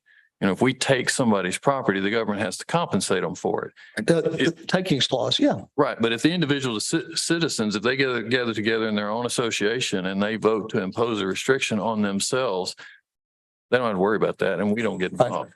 I understood and thank you for that. But my point is, if you have 1 acre, you can't have a rooster.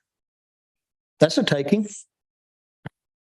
Would you, I mean, you can't have a rooster. But I can live on a 1/5 of an acre and turn my home into a pop-up hotel. Do we have any idea what the justification cost might be? Justification report? I don't off the top of my head. And I do know that we can rely on studies other cities have already done. So we can, Nathan, I've already talked about that. We can look at other cities and we can borrow some of the analysis and studies they have done. So it doesn't have to be extraordinarily expensive, but it's just something that we have to do to justify our actions. That's correct. Okay. I'm just curious about that. And then did anyone else not speak that wanted to? Councilman Michaels, do you have anything? Okay. Councilman Horton? I got one question. The minimum stay requirement. So right now it was 24 hours, but we increased it to 48 hours, right?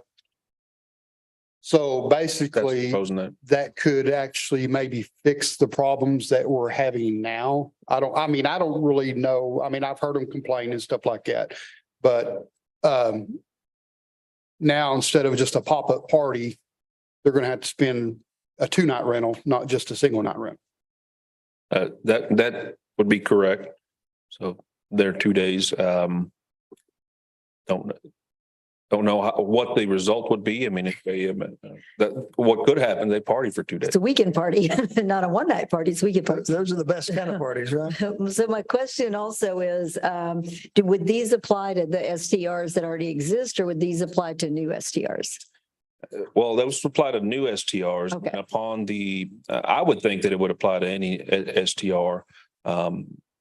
I'll defer to Carvin on that, but upon re-inspection, re-permitting of those STRs, and they're annual, right? So That's what I was wondering is at what point do the new guidelines, laws, do our new codes, let's say that, at what point do our new codes apply? Because the reason that we're having this conversation is because of the problems with these 5. Or That I read 2 of them, 2008 at least 2 of them anyway. So they would have to go through their permit process Mhm. and wait until permit time before the new codes would apply to them. well, I would like to just interject one clarification. We are having an issue with one particular property that is not permitted. So out of the 5 that are permitted, only one of those in the last 6 months or since it's been permitted, have we had a complaint. The Okay, ones that's been stemming from most of the issues in town or that it's generated most of the complaints, at least what's hit my office is one particular property that is not permitted. okay, So out of the 5, So 4. out of the 5, we have one problem and then we have one that's not permitted Correct. that we're having a problem with. Correct. And that's the one we're currently addressing. Okay. So just a follow-up question on that, Madam Mayor, and Mr. Atkins or Nathan, maybe you can answer this. So because they renew what they're doing every so often, they'll never grandfathered in? I'll say this. I'm sorry, was that a question for me or city attorney? Either one, because if we're going to increase it from 500 to 1,000 feet, that violates 2 of them over there in that neighborhood right away. So we're creating a law that makes them illegal, basically. So I'm wondering where grandfathering comes in if they're having to renew every couple of years or whatever. Well, yeah, I'm gonna have to look at that specific question, but I mean, if you're talking about a zoning, then you're talking about a non-conforming use, which you're familiar with. If we're doing it through a permitting process, then they're gonna have to get themselves in compliance and go through the permitting process. And that's really not necessarily gonna be a grandfathering issue. But again, the justification for why are we imposing that regulation on that individual structure will be the challenge where they come back and challenge. That's an inappropriate burden that you're putting on me. You're effectively taking away my expectation, my investment expectation for this property. And if we have adequate studies, if we have adequate background to justify the imposition of the regulation, then I'm not particularly worried about the grandfathering issue. We'll make it effective and they'll have to comply with it. I think you illustrated my biggest concern about it is if we increase the spacing between them and 2 of them are within 1,000 feet, we are creating a law that shuts down their business effectively. And so that could be grounds for a suit. I guess that's where I'm coming from on that. Well, just to be clear, and I always have to be careful in that I'm broadcasting out to the world and potential plaintiffs who might be suing the city. So I don't necessarily want to do that in open session. My office is thinking on these kinds of things. We represent lots of different cities and lots of different sizes. The bigger cities like Dallas can bear the brunt of the litigation. The Supreme Court basically punted on the Grapevine case and let stand the Second Court of Appeals decision. So right now, there are other cases working their way up and we'll have to see how those sort out. The legislature basically declined to do anything on it, but there is some indication that maybe they'll take that up in another special session. So maybe there's something down the road that the legislature might intervene on. So my general advice as your lawyer to the city is I don't really want to be the point of the spear on this very costly area. I mean, we'll get out there and do what we need to do, but I think if we do the background studies, if we do the analysis and put together a reasonable ordinance that is supported by the data to our unique circumstances while we're dealing with here in Kennedale, then we can justify an ordinance that is defensible. The problem is, you guys well know, even if it's defensible, it still costs money to litigate it. So this is one of those areas where I appreciate the council members' concern that it may grow beyond our ability to control it, but it's being addressed in the Metroplex right now. And there's a lot of case law out there, but it isn't sorted out yet. So I can't answer a lot of your questions. We just have to kind of give it a little bit of time. And that's what I figured too. Thank you. Can I make a? Yes, suggestion? please. I know we've had a lot of discussion for 4 months. And I know we're talking about a possible study. And last month, you guys asked for a better ordinance. We provided that to everybody's needs, everybody's concerns. I feel that we presented something to you to fill that. I need a solid confirmation of where we want to go, because it is, you're making a very valid point. Not only do we have Nathan's time involved in it, we also have Carvin and his team and myself. If I can get some clarification of what you want as the council, because now we're going to go back as an open discussion, look into a study, and it's going to take even additional more time and effort to put this report in, not only on Nathan's side, but obviously on the Mr. Atkins side. So if I can get some clarification of what you want and what the expectations is, I will be greatly appreciative. Because I feel we continue to feel what you're asking, and I hope that we're meeting that expectation, or I feel like we have. But I kind of feel like we're back to kind of a null here. And I just want some more clarification. Where do you want me to go? Well, I know for me that this is great. This is exactly what we asked for last month. You and your staff did a great job. I do share Mr. Gilly's concern and his ideas. I do want to explore it, but after the dust settles from all the lawsuits, there's just too many out there, just nationally. So once the dust settles and we see where it's going, if Mr. Gilly wants to bring this back and discuss it, I would love to have a more serious conversation then about it. Mr. Gilly? I know where you stand, so I just want to give you the opportunity to speak, or we can just leave it right there. I think Mr. Horton may have something here to add. It looks like he's been trying to get your attention. Oh, I didn't know that. Mr. Horton? So, thank you. You hear me? No. I'll just talk loud. Thank you. Here, yeah, it has to be where they can hear you. Thank you, Nathan, There you for, doing all the legwork. And, I guess my immediate concern is, in your estimation, what do we need to do to get Mr. Saller's street some relief? Because they've been the ones that are bearing the brunt of all this. I think we're working on that and issuing citations. So, listing a short-term rental, and I've pulled everything that I've needed to pull, prepared to move forward on that, and I've already issued those citations. So those are going out of state. We'll have to let that play out with the court.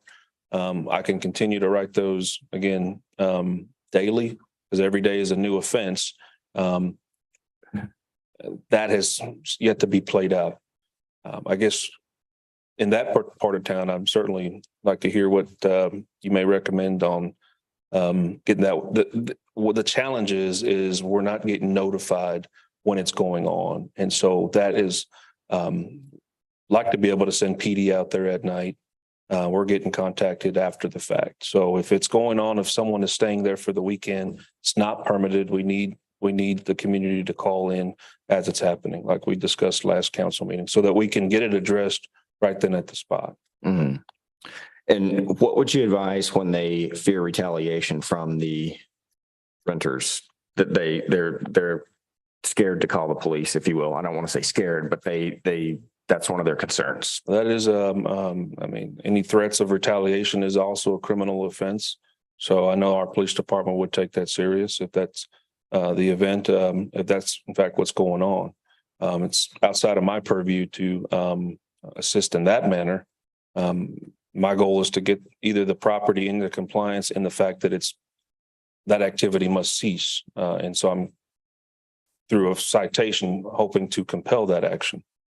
And one final point here is that it seems that these are happening, the problem areas are where people are closer together. And I have to say, I think Councilman Gilly makes an excellent point that a lot of this probably goes away if they are restricted to certain areas. You know what I mean? I know we don't have an entertainment district like the city of Arlington does, which is where they've restricted theirs, but perhaps coming up with something similar to that where they're not, I've lived on a cul-de-sac, and I can see where that would be a major problem. And I don't think it's as simple as saying you can't have one on a cul-de-sac, but I think the lot density there is playing a significant role in all of the issues here. And so, what would it take to add something like that to this ordinance or what have you?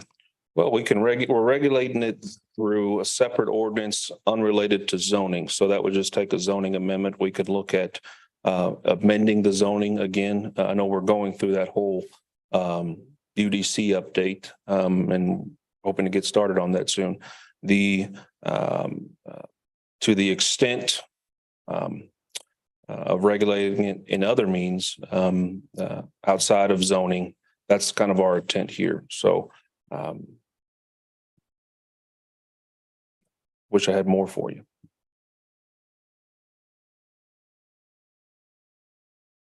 Chief Hogan, did you have some input?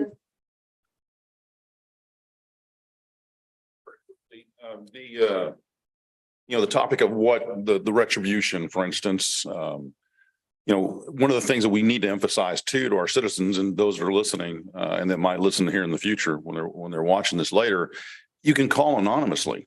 You don't have to give your name, and you can request no contact, which is what we tell people all the time. So that way there's not a fear of it. Now, the renters or the property owner might have an idea of who's calling, but there's no definitive, link at that point. So I think that's something when we're talking to our constituents and we're having our meetings out in the community, that's important, is you can call the police and you can call anonymously. And that way we still get out there while it's still happening. We can actually at least document what we're observing. Excellent. Thank you. That's a good If I could reminder. add, Mayor, one thing, I know we've just, we do have this memo here from the city attorneys. So I believe you've been provided. It does reference another city's ordinance. We can look at, like the city attorney mentioned, we can look at studies in comparable cities or neighboring cities and what the data may look like and use that as a justification when we start working on the zoning. Well, we can regulate it through zoning. And Sorry, Nathan, give us 1 second. Sure. One more to Carvin. Do you have it? Okay, he's got a copy. I've got a copy. So sorry. We had just got this passed out, the summary. not all Okay, press. so we just have it in front of us now.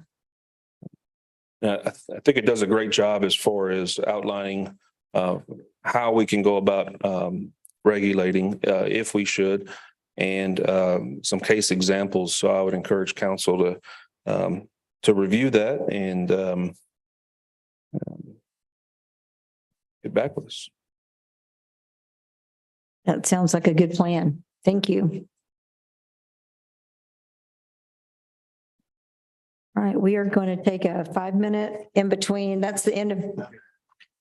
Oh, sorry. One last thing, Your Yes. Honor. I would like to express the opinion of one single councilman that we explore the option of restricting STRs via a minimum lot size requirement for an STR.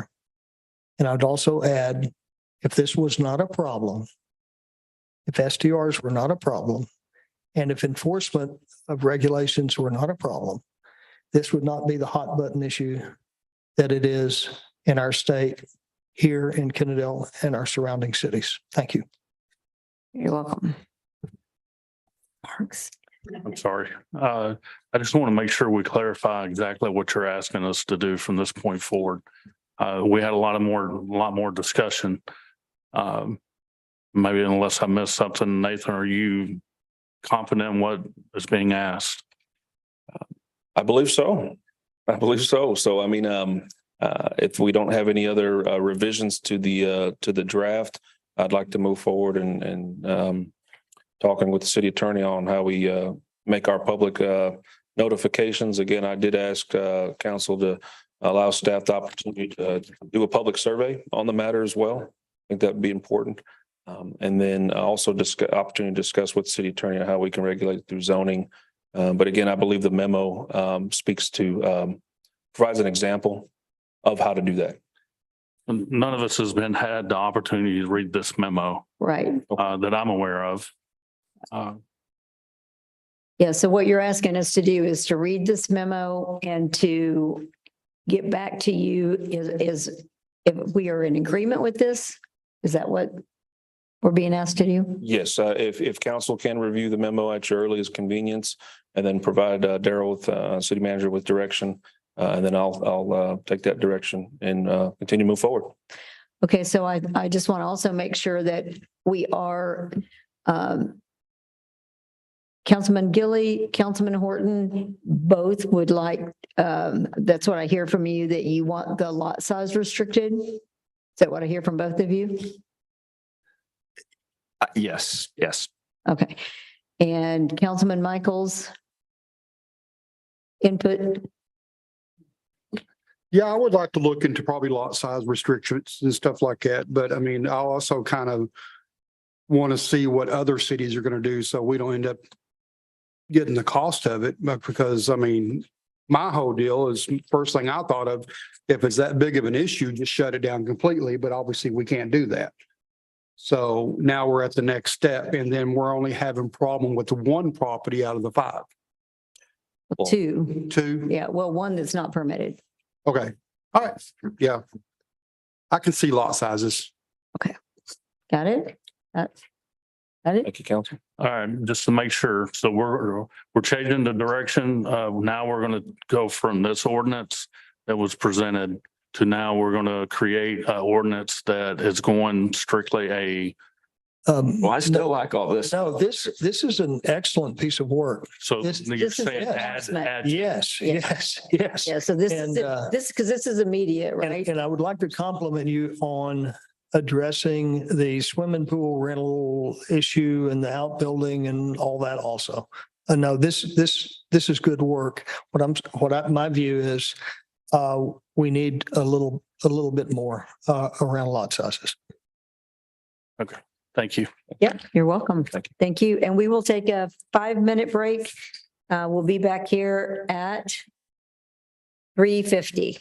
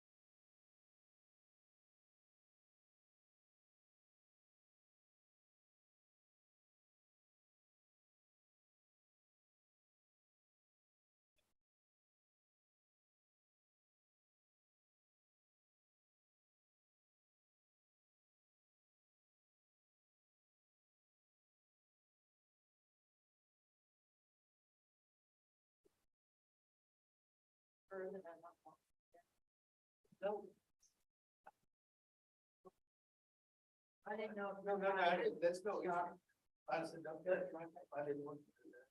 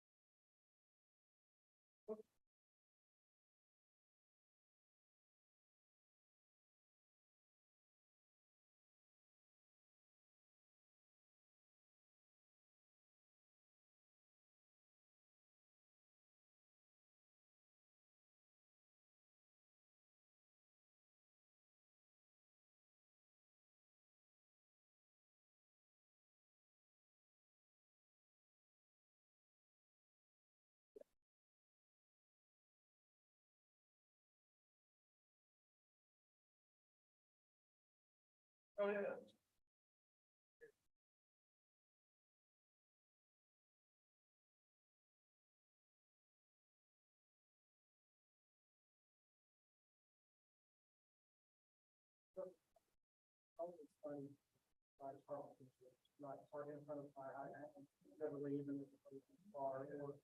Yeah, well, I'm not worried about the spiraling and then the truck needs to go through it. Yeah. We figure the car.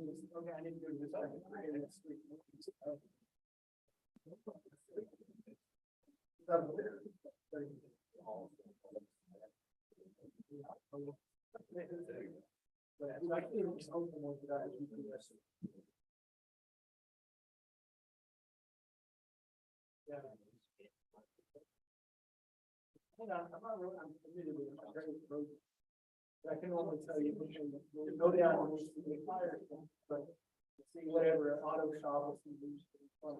Right. That's the place to get to, whatever parkway, finally. It's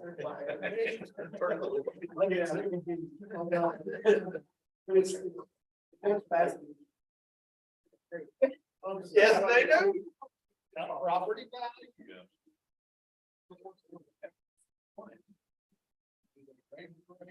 Where the exits?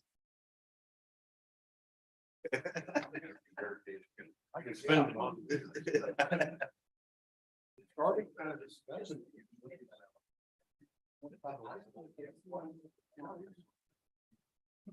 I'm one of their. I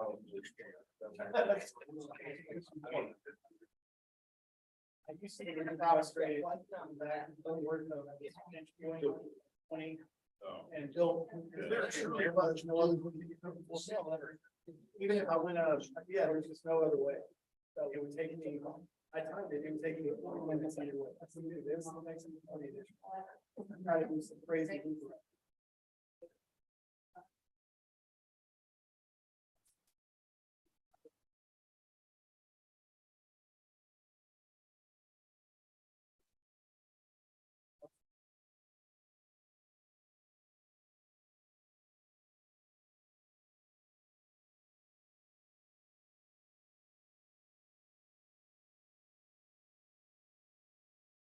Okay, so we are back from recess. And we are moving on to the consent agenda. We are going to table 3. That's going to be removed until next month or next meeting, actually next meeting. So I would take a motion to approve consent agenda items 1, 2, 4, and 5, and they're all approval of minutes. Oh, I'm sorry. One of them is approval of a resolution for rifle resistant body armor, which is a grant. And if anyone wants to speak to us about that. Let's see. I would like to split out item number 5. Okay. All right, item number, Have we seen the minutes for June 15th and June 20th? June 20th was emailed to. Yeah. yeah, June 20th is emailed and the rest of them were in the packet, except for June 6th.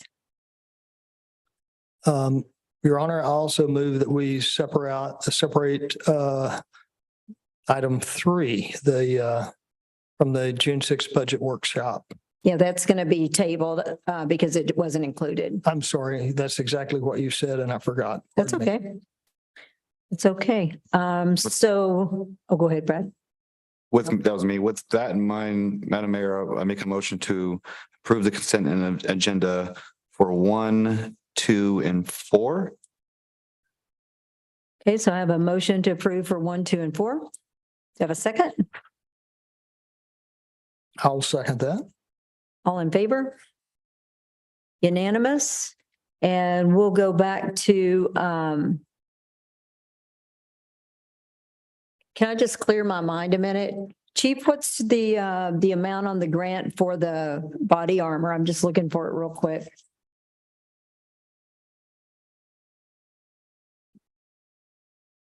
Yes, ma'am. The grant amount is $20,010. 20,000. Yes, ma'am. Very nice. Thank you so much. I appreciate that. Congratulations. Okay, so 3's been tabled and Councilman Gilly pulled item 5. So what is your request on that one? I would request that verbiage be added that I discussed in that meeting, that I would like to see lot size restrictions either based upon R1, R2, or some other lot size restrictions for short-term rentals. So let's see, we were under, that's on page 1, discussion of on permitting short-term rentals. It Yes. says Councilman Gilly discuss moving them to R1 zoning, so there would be room between neighbors and it wouldn't impact the community. You would like it to say, I believe I also said R1 and R2 zoning at that time. okay, so you'd like it to include R2. Yes, that, Okay. to the best of my recollection and the video, that's what I said. Okay, very good. So we can include, so could we motion to approve it with the change? Okay, so if you want to make a motion to approve with the change. I make a motion that we also include consent item 5 with the noted changes. I second. All right, we have a motion and a second. All in favor? Unanimous.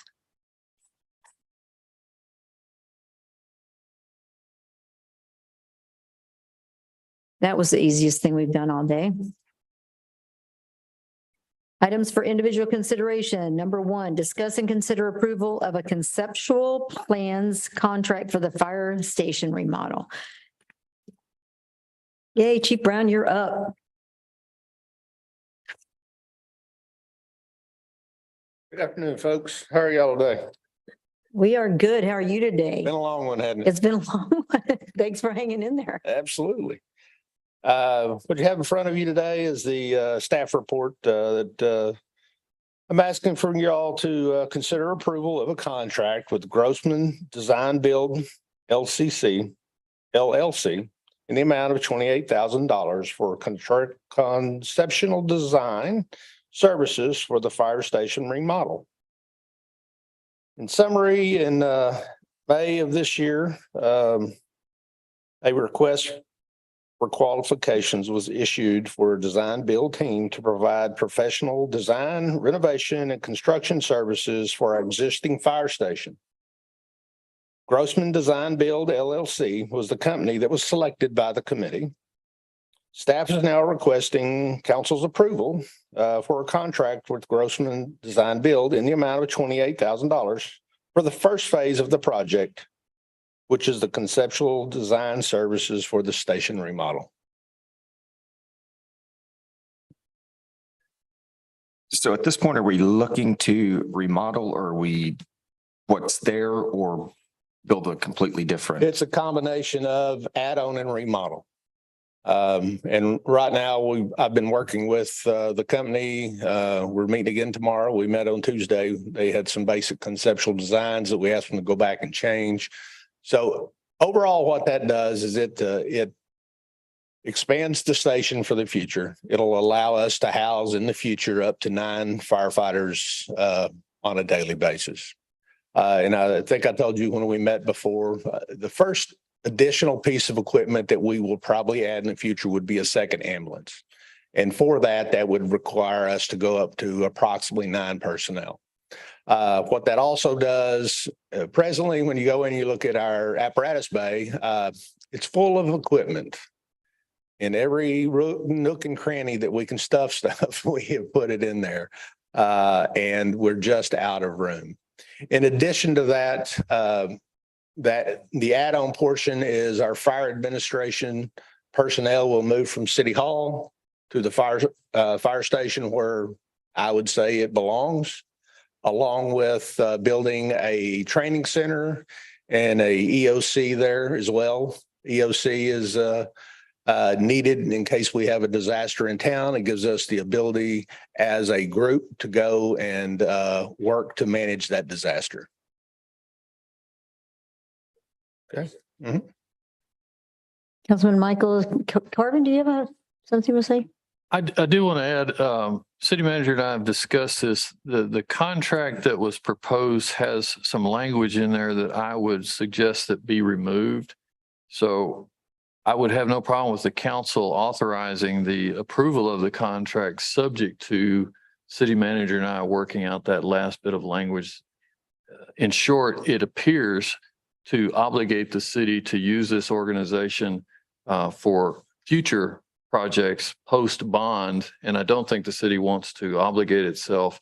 And we just need to strike that language, but we haven't actually had a chance to have that conversation with the proposal. So if you can just approve it subject to city manager and I getting satisfied on that one sentence being deleted, I think either that or I'd table it, let me come back to you maybe Tuesday, but I hate to make you do that if it's just the one sentence that needs to be struck. Suggestion would be to approve subject to and give you guys just the authority to take care of that, if that's okay with council. Councilman Michaels, do you have any? Daryl? Actually, with the 28,000, I also want you to know that we're budgeted. We can use a current CO for that purchase. With that said, also if the bond say fails, we're still budgeted for it. So I don't want you to believe that it's coming out of our general reserve to pay that. If it is approved and we move forward, that would be covered under that current bond. So it'll be that 24-25 bond.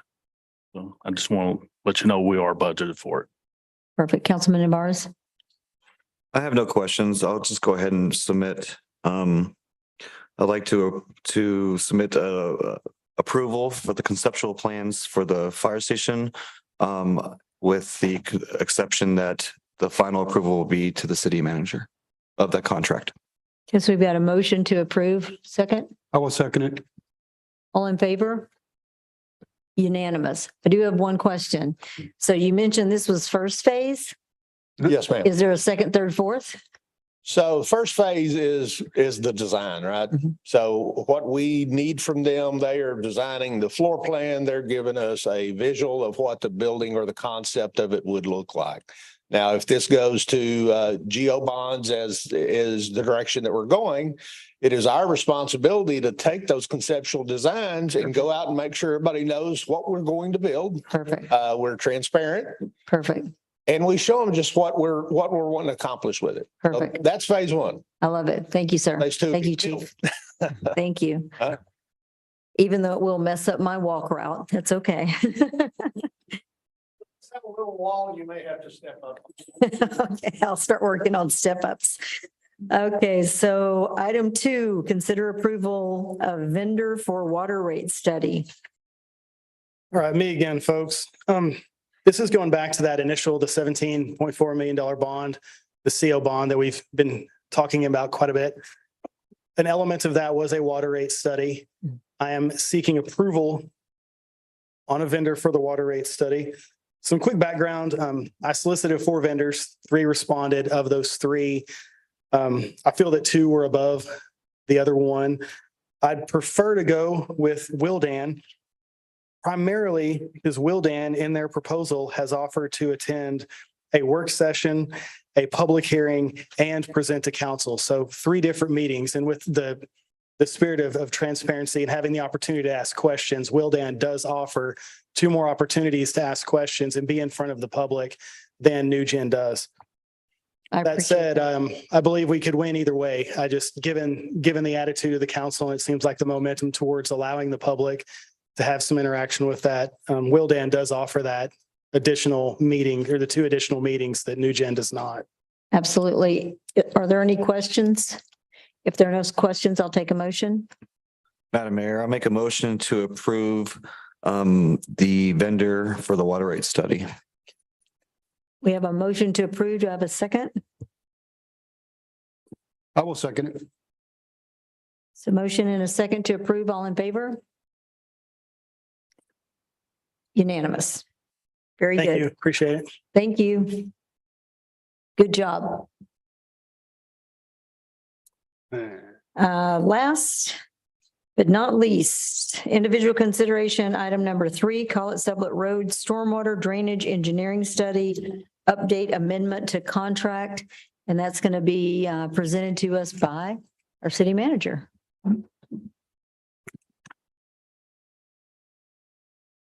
All right, Shield Engineering has been on this project for years, and obviously at the time they're our engineering company. We're at the final stage of hopefully taking this to bid. With this project that started roughly 5 years ago. I think you're right. Roughly 5 years ago. The plan at the time was for the engineering to come in and route where our stormwater would go for, obviously, for Colette Sublette to be rebuilt with curb and gutter.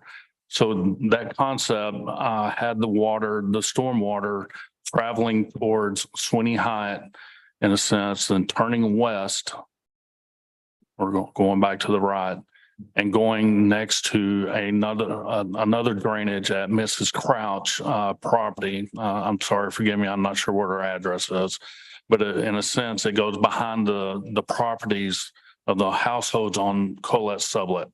So if you're on Colette Sublette and you're traveling south, the properties on the right side or the west side of Colette Sublette, they have the stormwater circling around that property and then going into Mrs. Crouch's pond, that route. It's for me and as a whole, we feel that is the wrong route for that stormwater to go. The idea, as we have been going through negotiations with Ms. Crouch and just going through this process, we still don't understand why they chose that route. That doesn't make a whole lot of sense. We'll have to come in and purchase land from Ms. Crouch and put an easement in there to be able to maintain it. So we're asking for additional funding, even if we went that way. My suggestion, and this is also the reason why we're wanting this amendment to the contract, is to go between 2 property on Colette Sublette that is a direct path to that pond. That property is obviously our council member, Kenneth Michaels, and we have not been in contract or any negotiations with Mr. Michaels at all. This is we believe is the correct route to go. We'll put underground stormwater drain that will go through the 2 properties and it goes straight into that pond. Besides making, I'm going to say probably roughly about a 1,000 foot circle around everybody's homes. It just didn't make any sense when we have an easement that allows us to go straight to that property line. So I'm asking for this additional money for, we can change the design and have it re-engineered where it's properly going to the correct place. Mr. City Manager, can I ask, why the revised drainage design is so much, 18,800? Is that typical or? From what I'm gathering, it seems to be accurate in the pricing.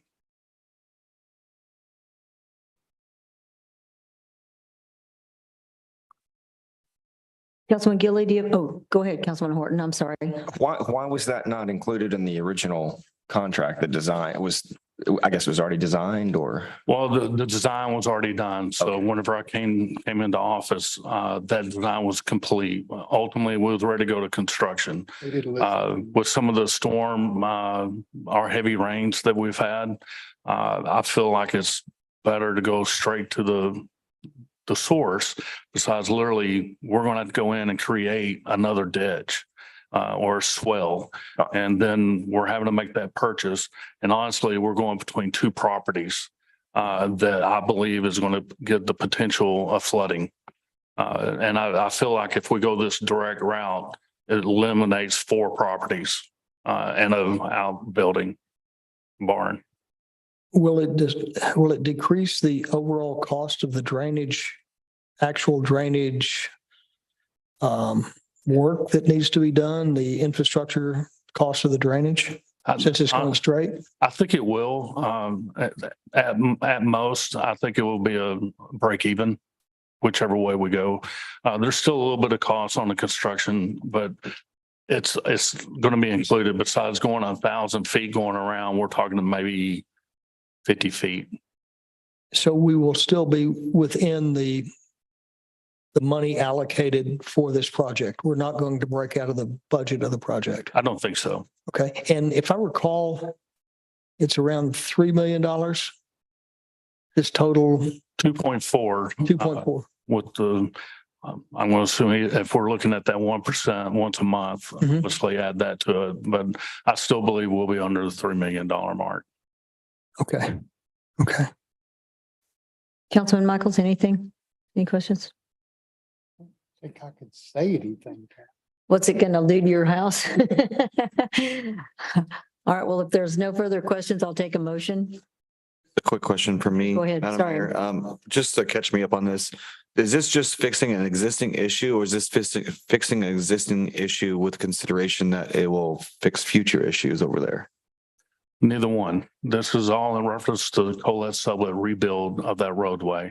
The stormwater is going to go somewhere and ultimately either it goes to Sweeney Height and takes that route that I described, or it cuts through 2 properties and goes straight to the pond. Why they came out with that design of going around everybody's homes, I don't know. It doesn't make any sense to me. And for us to go in there and create, in my opinion, additional problematic area where we can go straight to the pond and it doesn't affect anybody's home, unfortunately, other than Mr. Michael's. But even then, it's going to be limited because it's going to be all underground. It's not above. It's not on top. Thank you. Okay, I'll take a motion.